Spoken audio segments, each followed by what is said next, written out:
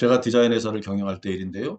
회사 업무의 특성상 출퇴근 시간이 일정하지 않았습니다. 평소에 뭐 9시 출근, 6시 퇴근하지만 시즌이 되면은 그게 없습니다. 그 상황에 따라서 출근하고 퇴근하는데 특히 겨울 시즌 같은데 2달 이상 이제 가까운 여기저기 숙소를 옮겨 다니면서 회사에도 기숙사가 있었지만 옮겨 다니면서 뭐 일하다가 잠깐 나와서 서너 시간 자고 또 교대하고 일하고 이런 시간들이 상황들이 많았거든요. 왜요?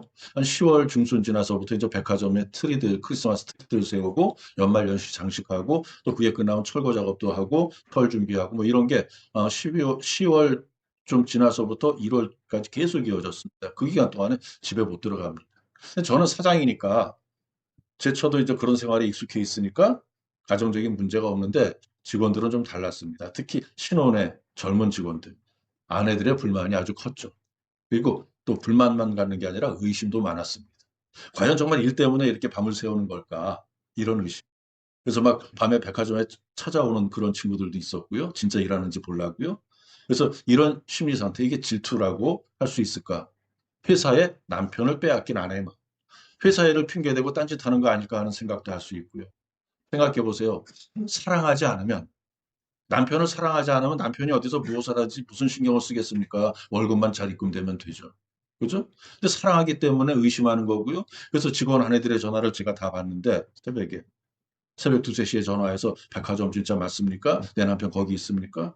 왜 저에게 전화합니까? 백화점 들어갈 때 그 동선 그 앞에서요, 공안실에서 핸드폰, 지갑, 라이터, 담배 다 맡기고 들어가거든요. 못 갖고 들어가거든요. 그러니까 이제 저만 핸드폰을 갖고 있으니까 또 핸드폰만이 아니라 사실 제가 직원들이 휴식 시간에 피울 담배, 라이터, 커피 뽑아먹을 동전 다 저만 가지고 있었거든요. 대표로서. 그 아내들이 저에게 전화하는 거죠. 그 가운데는 의처증이 의심갈 정도로 아주 심한 분들도 있었고 너무 귀찮게 하는 분들도 있었지만 다 이해하고 다독거려 드렸습니다. 남편을 사랑하기 때문에 그러니까 그러는 거거든요. 그러니까 힘들고 귀찮아도 이해해야죠. 그런 의심과 질투가 사실 남녀 관계에서 기본적인 내면의 심리 상태입니다. 질투는 내가 사랑하는 대상이 그 관심이 내가 아닌 다른 곳으로 향할 때 내가 느끼는 고통과 반응.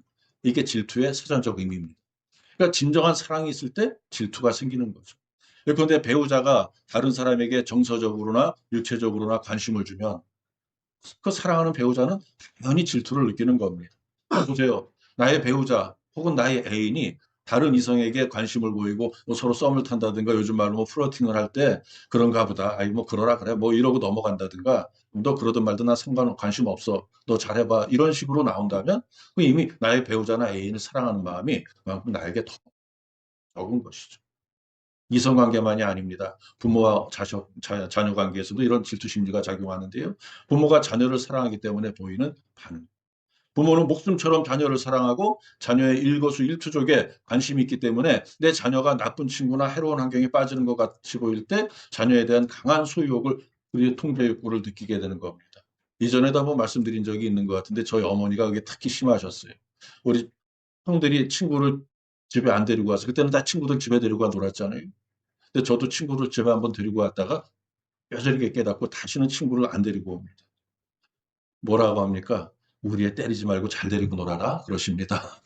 우리 어머니 하시는 말씀이 사실은 내 가방 셔틀하는 애들인데 걔들한테 우리 애 때리지 말고 잘 데리고 놀아라. 어머니 입에 막 우리 형들 같은 거 우리 셋째 형은 무술이 10단이 넘습니다. 합기도 태권도 유도 뭐 여러 가지 해서. 근데 그 형이 친구를 데리고 와도 우리 애 때리지 말고 잘 데리고 놀아라. 뭐 이런 게 우리 어머니 입에 배어 있었죠. 어쨌든 이 부모의 그런 일방적 통행 사랑, 다른 친구들이나 이성에도 자녀들은 관심이 많잖아요. 그러니까 부모의 사랑을 잘 못 받아줍니다. 거기서 충돌이 일어나죠. 근데 이제 문제는 질투가 반드시 건강한 형태로 나타나는 것은 아니라는 데 있습니다. 아무리 순수한 사랑으로 시작된 관계라고 해도요, 자기중심적이거나 파괴적 형태로 이 질투가 나타날 수 있습니다. 뭐 데이트 폭력, 뭐 살인, 뭐 이런 것도 막 일어나잖아요. 건강한 애정의 수준을 넘어서 상대에게 과도하게 매달리거나 통제하려는 그런 집착이 나타나기도 합니다. 그래서 많은 그 사회적인 사건들이 일어나는데 그런 이성관계만이 아니라 집안에서도 그렇습니다. 부모와 자녀들 가운데 딸이 내가 바라지 않는 행동을 할 때 옛날에 과격한 아버지들 어떻게 했습니까? 머리 잘라버리고 방에 가둬놨잖아요. 옛날에 그런 일 많았습니다. 만행이죠. 지금 생각하면 끔찍한 일이지만 과거에는 흔히 있었던 일입니다. 또 이성을 상대방의 의사와 상관없이 지속적으로 따라다니거나 접촉을 시도하는, 이미 말씀드린 이제 스토킹이죠. 근데 모든 질투가 이런 범죄는 아닙니다. 하나님이 질투하셨거든요. 하나님. 우리 하나님은 질투의 하나님이십니다. 하나님의 질투는요, 그 강도가 굉장히 셉니다. 그렇다면 하나님의 질투와 인간의 질투가 다른가요? 하나님의 질투는요, 거룩하고 정당한 그런 사랑의 표현입니다. 출애굽기 20장 5절 말씀 우리 함께 읽어봅니다. 그것들에게 절하지 말며 그것들을 섬기지 말라. 나, 내 하나님 여호와는 질투하는 하나님인즉 나를 미워하는 자의 죄를 갚되 아버지로부터 아들에게로 3, 4대까지 이르게 하거니와. 아멘. 너로 끝나지 않는다는 겁니다. 자손들에게까지 죄를 묻겠다는 겁니다. 십계명의 첫 번째 계명, 두 번째 계명 다 질투하시는 하나님을 나타내는 이러한 계명들이거든요. 그러나 하나님의 질투는 정당합니다. 하나님은 온 우주 만물의 창조주이며 주관자이십니다. 당연히 모든 인간을 하나님이 만드셨는데 그중에 특히 이스라엘을 언약의 백성으로 삼으셨습니다. 그들은 하나님의 사랑을 특별히 받는 존재였고 하나님과 신실한 관계를 맺은 관계, 그런 존재입니다. 그러니까 그들은 오직 하나님만 바라보고 하나님만 사랑해야 됩니다. 근데 우리가 구약 성경을 읽으면 알 수 있듯이 이스라엘은 그러지 않았잖아요. 그들이 우상에게 마음을 줄 때, 하나님이 아닌 우상에게 갈 때 하나님은 질투하십니다. 질투하실 수밖에 없습니다. 질투가 당연합니다. 왜요? 하나님의 거룩한 사랑, 이 언약적 사랑을 배신당했기 때문에. 하나님의 질투는 연약한 피조물인 인간을 보호하려는 그 사랑, 그럼에도 당한 그 배신에 대한 슬픔, 또 그럼에도 죄로 인하여 죽을 수밖에 없는 인간을 어떻게든 회복시키려는 이런 원대한 사명, 이런 게 다 복합적으로 이제 일어나는 그런 열망의 표시입니다. 성경을 보면 하나님의 사랑과 질투는 동시에 나타나는 일이 많습니다. 구약 호세아서의 호세아는 하나님의 말씀에 순종하여서 계속 문제를 일으키는 음녀, 고매를 끝없이 품고 사랑합니다. 하지만 그녀의 반복되는 배신 앞에 질투와 고통을 경험할 수밖에 없었습니다. 이것이 인간에 대한 하나님의 마음입니다. 호세아서 11장 8절이 하나님의 말씀을 잘 보여주고 있는데 이 말씀 함께 읽어봅니다. 에브라임이여 내가 어찌 너를 놓겠느냐, 이스라엘이여 내가 어찌 너를 버리겠느냐, 내가 어찌 너를 아울과 같이 놓겠느냐, 어찌 너를 수로인같이 두겠느냐, 내 마음이 내 속에서 돌이켜 나의 긍휼이 온전히 불붙듯 하도다. 이 마음, 이 하나님의 마음이거든요. 하지만 인간의 질투는 그 원인과 사랑과 그 원인이 사랑과 관계없이 나타날 수도 있다는 그 사실을 우리가 알아야 됩니다. 이성 간의 이기적인 집착도 절대로 참된 사랑이 아닙니다만 전혀 사랑하고는 관계없는 질투도 있습니다. 그죠? 그래서 일어나는 게 학폭이잖아요. 나보다 잘난 사람을 시기하는 마음, 조직이나 단체에서 우월한 상대에 대한 열등감, 이게 다 질투의 원인이 됩니다. 사무엘상 18장 7절로 9절 말씀 보세요. 제가 읽어드릴게요. 잘 들어보세요. 여인들이 뛰놀며 노래하여 이르되 사울이 죽인 자는 천천히요 다윗은 만만이로다 한지라. 사울이 그 말에 불쾌하여 심히 노하여 이르되 다윗에게는 만만을 돌리고 내게는 천천만 돌리니 그가 더 얻을 것이 나라 말고 무엇이냐 하고 그날로 사울이 다윗을 주목하였다. 아, 이제 만세, 우리가 보통 대한독립 만세 하잖아요.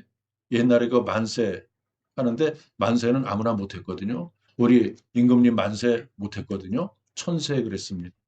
만세를 받을 수 있는 임금은 중국의 황제밖에 없었습니다. 과거.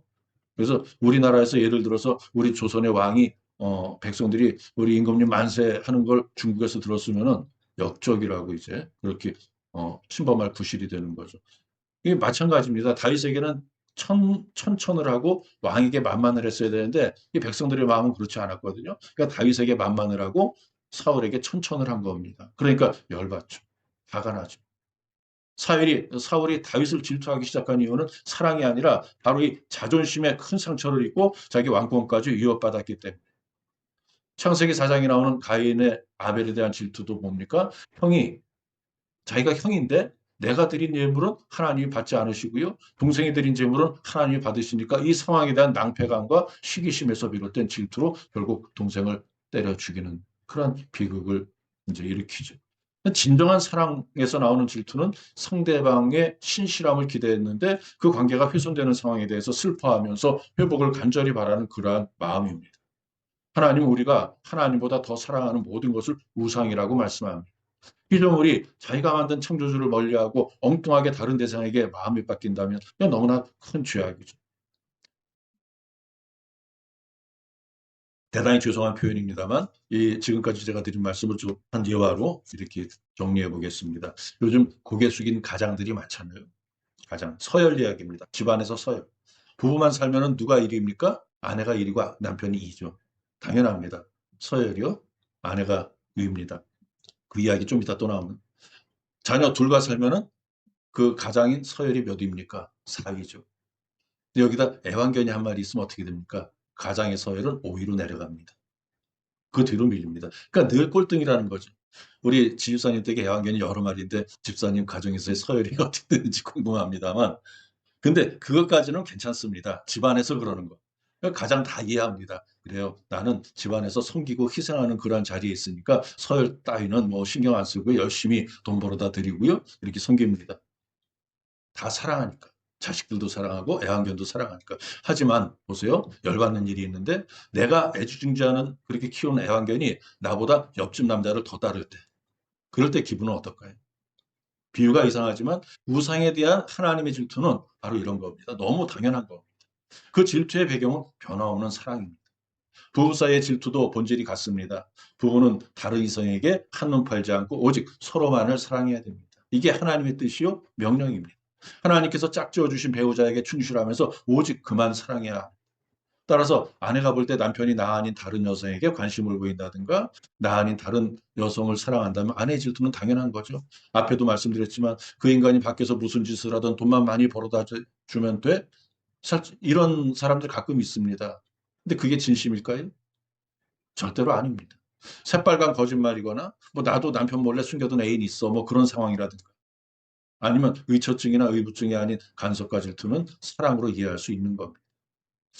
지금은 누구도 이것을 죄라고 말하지 않습니다. 하지만 이게 죄였던 시대도 있습니다. 질투가 죄였던 시대.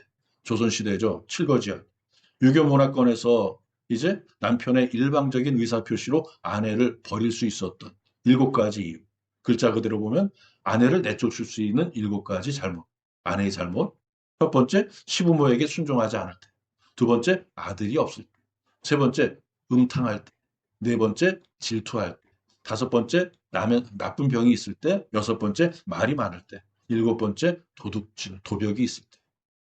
뭐 음탕하다거나 도벽이 있다거나 뭐 그런 거는 남자인 즉 관점에서도 좀 이해가 되긴 하지만 다른 것들은 잘 이해가 안 됩니다. 문제는 이걸 악용해서 억울하게 덮어씌울 수 있다는 거죠. 남편은 어떤 잘못을 저질러도 됩니다. 죄가 없습니다. 아내가 감히 따질 수 없습니다. 그러나 잘못을 저지른 아내에게는 용서가 없다는 게 이 법이 악법인 이유입니다. 여기 네 번째 질투하면 내쫓는다는 말은요. 보통 그 당시에 사대부 양반들은요. 주색잡기를 즐기면서 여기저기 첩을 얻어놓고 다녔거든요. 그래도 그걸 다 참고 이해해야 된다는 말입니다. 아내는. 세상에서 온갖 점잖은 척은 다 하는 유교 문화권 국가에서 칠거지약이라는 시대의 악법이 나올 수 있었던 시대적 배경이 무엇일까? 한마디로 이 부부 사이에 진실한 사랑이 없었기 때문입니다. 하나님의 사랑이라는 참빛이 전혀 비추어지지 않았던 어두운 시대의 모순이 이렇게 어처구니 없는 법을 만들어냈던 것이죠. 하나님은 인간끼리의 불평등을 용납하지 않으십니다. 하나님은 인간 사이에서 벌어지는 모순도 싫어하십니다. 하지만 그런 상황 속에서도요, 하나님을 믿는다는 서구 사회에 노예 제도가 있었고 미국에서 남녀가 동일한 참정권을 갖게 된 게 불과 얼마 전의 일이죠. 왜 그럴까요? 왜 하나님을 믿는 사람들에게 이런 일들이 있을까요? 서구의 역사를 보면 하나님을 바로 알지 못하던 시대에 하나님의 말씀을 제대로 이해하지 못한 사람들에 의해서 비인간적인 행위들이 참 많이 저질러졌습니다. 그들의 풍습과 행위가 거칠다 보니까 말의 습관도 온전하지 않았다고 합니다. 한마디로 야만인들이었죠. 요즘으로 뭐 조폭 국가라 그럴까요? 세계 공용어가 영어잖아요. 영어를 연구한 학자들에 의하면 영어 단어 중에서 실제로 영국에서 유래된 단어는 고작 20% 안팎이라고 합니다. 20%. 그 다른 20%는 세계 각국의 언어가 영어로 유입된 것. 그러니까 근데 우리나라 말인 화병, 우라병이죠. 화병, 비빔밥, 불고기 이게 다 영어로 그대로 등록돼 있거든요. 영어 단어로요. 다 거기 포함되는 겁니다. 나머지 60%가 라틴어에서 유래된 단어들. 근데 재미있는 사실은 본래 영국인들이 사용하던 20%의 영어 단어들은 거의가 욕설이거나 거칠고 야만스러운 단어들이라는 거. 우리가 들을 수 있는 영어의 그 고상하고 아름다운 단어들은 거의 다 라틴어에서 왔다고 보면 됩니다. 지금 신사의 나라로 인정받고 있는 영국이 본래 그 해적들이었잖아요. 해적 출신의 야만족이었잖아요. 그러니까 어떻게 보면 당연한 이야기죠. 근데 어떻게 영국인들이 지금과 같이 지적이고 수준 높은 그런 문화를 자랑하게 된 것일까? 그럴 만한 계기가 바로 기독교의 영향을 받은 겁니다. 직설적으로 말하면 하나님의 사랑이 이 야만인들에게 전해지면서 그들의 심성이 변화되게 된 겁니다. 그렇게 경건한 하나님의 사람들이 기도하고 헌신하면서 하나님의 사랑이 전파되고 그 사랑이 사람을 변화시키고 하나님의 뜻에 맞게 발전해 온 게 인류의 역사입니다. 꼭 영국의 예를 들지 않아도요, 우리 주변에서 이런 모습 얼마든지 찾아볼 수 있거든요. 입에 걸레를 물고 다니는 것 같이 아주 말이 거칠고 험하던 사람이 예수 믿고 시간이 흐르면서 점점 걸레가 행주로 변하고 깨끗한 수건으로 변하고 이러한 모습들. 욕을 빼면 말할 줄 모르는 사람의 입에서 욕이 사라진. 지금 정치, 뭐 이거 우스개로 말합니다만 이 18이라는 그런 게 무심코 나오잖아요. 이게 습관이 되면 전직 대통령이나 현직 대통령이나 다 걸렸습니다. 자리에 앉아서 무심코 자기가 그렇게 이야기하던 게 참, 이게 참 우리나라의 참 슬픈 일인데 이게 사라져야죠. 입에서. 그 금방 되는 거 아닙니다. 아주 오래 걸립니다. 누구나 사랑을 합니다. 그러나 사랑을 온전히 하는 이는 그렇게 많지 않습니다. 중요한 것은 육의 사랑이 아니라 인간의 내면을 바꾸는 하나님의 사랑입니다. 그 고귀하고 거룩한 사랑을 본받아서 바로 우리의 삶에 적용할 수 있어야 됩니다. 오늘 사도 바울이 말하는 사랑이 바로 그러한 사랑입니다. 1절 말씀 보세요. 함께 읽어봅니다. 내가 사람의 방언과 천사의 말을 할지라도 사랑이 없으면 소리나는 부리와 울리는 꽹과리가 되고. 여기서 방언은 두 가지로 의미로 볼 수 있습니다. 먼저 우리가 알고 있는 그 하나님의 은사로서의 방언이죠. 또 다른 의미로는 사람들의 말들, 즉 지상에서 나오는 모든 말을 의미합니다. 그 대조를 이루는 천사의 말은 천상에서 나오는 내려오는 말을 뜻합니다. 그러니까 지상의 말과 천상의 말을 모두 막는 어떠한 말이라도 이런 뜻이고요. 사랑이 없이 하는 말이라면 어떤 말이라도 몽땅 소리나는 굴이 울리는 꽹과리와 같다. 이 말씀이 과연 구체적으로 무슨 뜻일까요? 쉬운 의미로 말씀드리면 조수미가 들려주는 천상의 아리아나 어른들이 좋아하는 임영웅의 트로트도 사랑 없이 입만 달싹거리면서 부르는 것이라면 무슨 소리나는 구리와 울리는 꽹과리와 불과하다는 겁니다. 근데 이제 여기에 다른 영적인 의미가 있습니다. 바울 서신을 쭉 읽다 보면은요, 고대 악기가 많이 나오는데 여기 나오는 소리나는 구리, 울리는 꽹과리도 다 악기 이름입니다. 지금으로 말하면 종과 심벌주를 말합니다. 옛날 로마의 시장에서 장사꾼들이 물건을 팔기 위해서 요란하게 종을 치고 심벌주를 칩니다. 종을 흔들고 심벌주를 치겠죠. 사람들이 이 소리에 몰려듭니다. 하지만 실제로는 품질 없는 물건을 파는 상인들이 많았습니다. 소리는 요란하게 내놓고 가보면은 할 게 없는 겁니다. 이 말씀을 하는 겁니다. 아무리 유창한 말이나 뛰어난 은사가 있어도요, 사랑이 없으면 사람을 살리지 못하는 그저 소음일 뿐이라는 겁니다. 또 다른 의미가 있습니다. 이 종과 심벌주는 고대 사회에서 우상 종교의 축제 때도 사용되던 악기들입니다. 즉 사랑이 없는 말들은 단순한 무의미한 말로 그치는 게 아니라 해로운 말이 될 수 있다는 겁니다. 그런 게 우리의 귀를 어지럽히고 우리 영을 혼탁하게 만드는 이러한 잡음이죠. 아무리 귀에 듣기 좋은 말이라도 사랑이 담기지 않은 말은 철저히 경계해야 됩니다. 자, 그럼 본문에서 말하는 사랑은 무엇일까? 그것은 하나님의 은사로서의 사랑입니다. 본문 바로 앞에 기록된 12장 31절 말씀을 묵상하면 이해할 수 있는데요. 너희는 더욱 큰 은사를 삼아하라. 내가 또한 가장 좋은 길을 너희에게 보이리라. 사도 바울이 고린도 교회 교인들에게 편지를 쓰면서 교회 안에 일어나고 있는 여러 가지 불신앙적인 문제들의 해결책을 차근차근 풀어 설명하고 있거든요. 고린도서가 그런 이제 말씀인데 고린도 교회는 바울의 2차 전도 여행에서 세워진 교회입니다. 고린도시는 당시 헬라 제1의 상업도시로서 아주 크게 번성한 아주 부유한 곳입니다. 그만큼 영적으로도 문제가 참 많았습니다. 각종 우상숭배와 부도덕한 풍조들 만연해 있고요. 큰 순전에 1000명이 넘는 그 여자 사제들이 창녀노릇을 그러한 타락한 도시였습니다. 교회라고 해서 예외가 될 수 없었습니다. 바울이 보기에는 상상도 못할 일들이 그 교회 안에서 많이 벌어지고 있었습니다. 도덕적 해이는 물론이요, 근친상간의 소문도 들었고요. 이 소피스트라고 불리던 헬라의 철학자 무리같이 무의미한 논쟁을 교회에서 벌이는 그런 무리들이 많이 있었고 형제들이 서로 송사를 벌이는 일까지 벌어졌고 주님의 만찬에 대해서도 여러 가지 부정적인 소리들이 들려왔습니다. 특별히 영적 은사에 대해서 많은 오해가 있었습니다. 그래서 영적으로 잘못된 지식으로 낙심하는 교인들이 있었습니다. 반대로 교만에 충만해 있는 그런 교인들도 적지 않았습니다. 이 고린도서를 읽어가면서 발견할 수 있는 이 초대교회 문제점들을 들여다보면 정말 깜짝 놀라게 됩니다. 왜요? 이게 바로 오늘 현대교회에 노출되고 있는 문제점들이 똑같은 모습으로 발견되기 때문입니다. 여전히 만연해 있는 성적인 문제들이 있습니다. 잘못된 교리의 다툼이 있습니다. 스스로 자기를 낮추며 성령을 근심하게 만드는 연약한 성도들도 있고요. 반면에 영적 교만으로 하나님의 영광을 가리는 그런 직분자들도 많이 있습니다. 그야말로 가지가지하는 사람들이 다 모여 있는 거죠. 근데 이게 오늘의 교회들과 거의 흡사한 모습입니다. 따라서 2000여 년 전에 기록된 말씀이지만 이 말씀은 오늘날 교회에 주는 그런 하나님의 경고 메시지로 이해할 수 있는 겁니다. 사도 바울이 12장 1절부터 14장 40절까지 주로 영적인 문제에 관해서 말씀합니다. 오늘 본문이 기록된 13장의 사랑 이야기는 그 중간에 자리 잡고 있는데 따라서 우리가 이 말씀을 통해 나누게 된 이 사랑은 영적인 일인 것이 분명합니다. 영적인 일, 즉 은사를 말합니다. 바울은 12장에서 특별히 많은 은사에 대해서 자세히 설명하고요. 8절에서 10절까지 말씀은 지혜의 말씀이 있고 지식의 말씀이 있고 믿음의 은사가 나오고 또 병 고치는 은사, 능력 행함, 예언의 은사, 영들 분별의 은사 많이 있습니다. 이어서 각종 방언의 은사, 방언을 통역하는 은사까지 무려 9가지 은사가 차례차례 소개되고 있습니다. 바울은 은사의 다양성과 통일성에 대해서 강조합니다. 모든 은사는 성령의 뜻에 따라서 각 사람에게 적절하게 나누어지는 겁니다. 한 사람이 모두 갖는 게 아닙니다. 하나님은 공평하신 분입니다. 근데 현실적으로 보면은요, 은사를 많이 갖고 있는 성도도 있고요, 아주 적은 은사밖에 없는 성도들이 있습니다. 하나님의 공평은요, 무조건 다 일률적으로 똑같이 나누는 게 아니라 자기가 노력한 만큼 나가는 겁니다. 그 은사는 무한정, 하나님은 무한정 갖고 계시거든요. 은사를 사모하고 기도하고 열심히 섬기면 그만큼 더 많은 은사를 소유하는 게 당연한 논리입니다. 지난주에 말씀드린 달란트의 비유에 나타나는 그런 하나님의 공평이 이 은사에도 나타나는 거죠. 분명한 사실은요, 은사가 하나님의 영광을 위해 사용되어야 된다는 겁니다.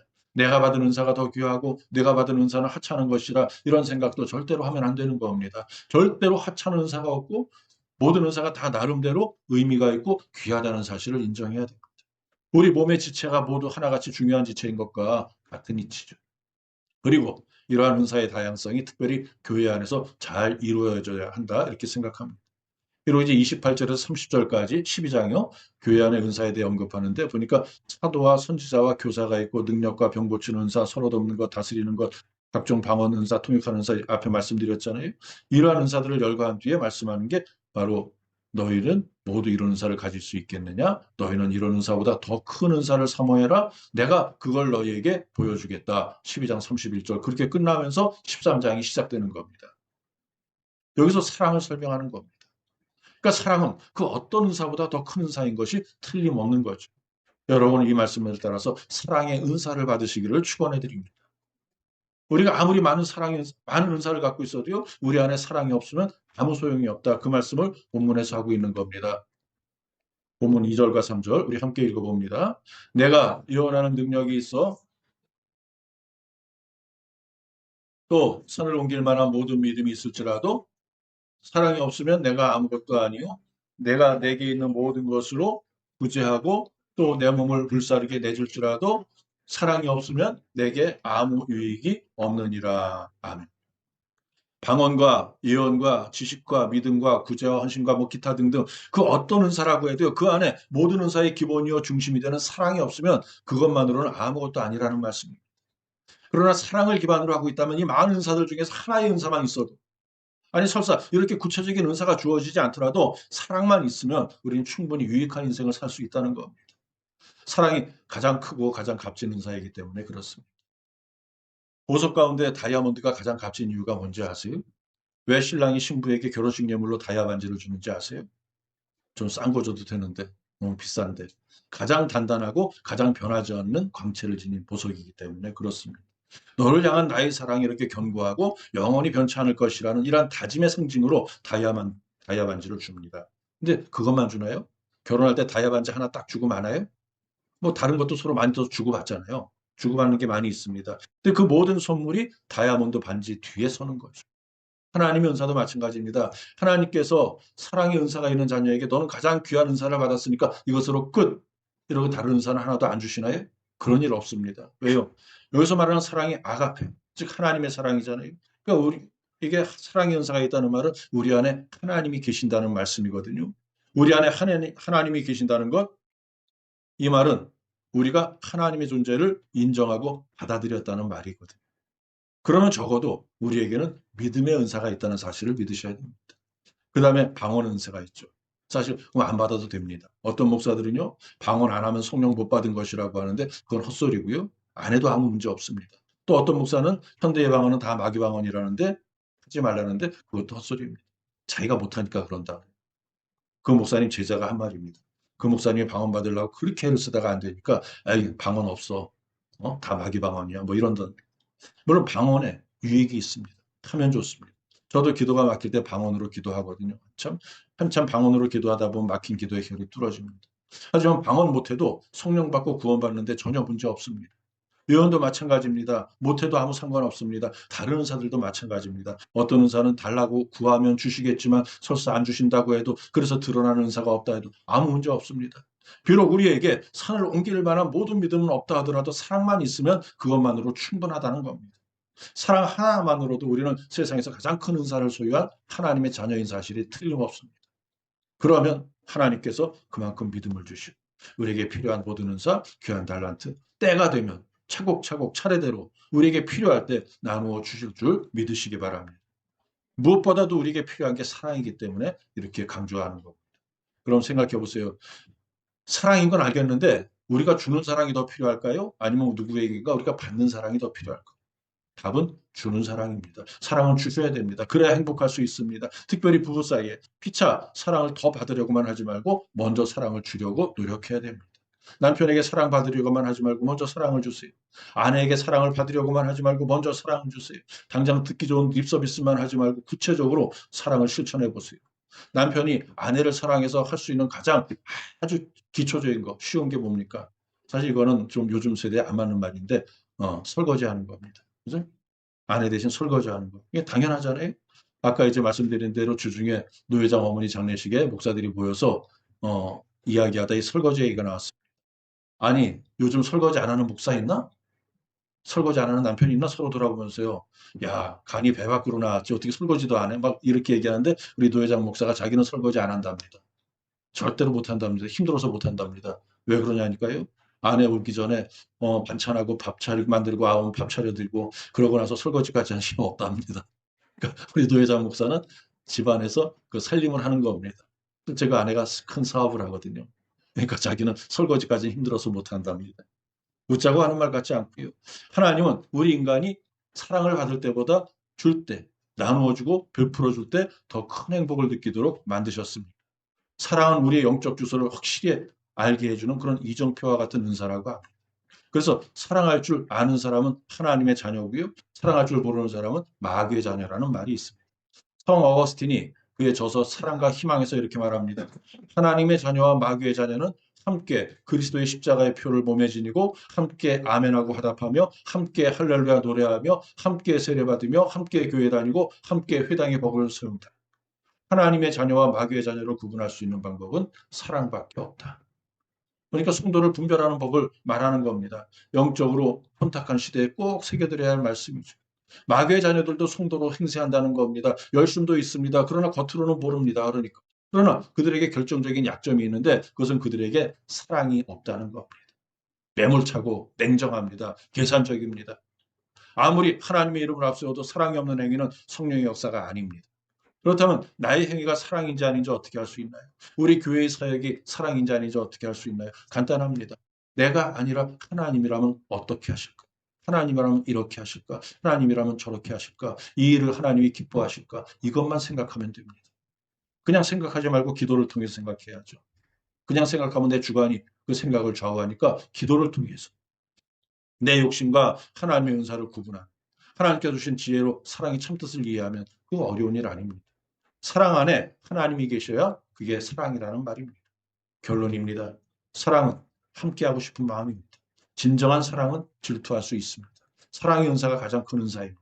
이러한 사랑의 원리를 이해하고 하나님이 기뻐하시는 참된 사랑으로 풍성한 하나님 은혜 가운데 머무시길 주님의 이름으로 축원해 드립니다.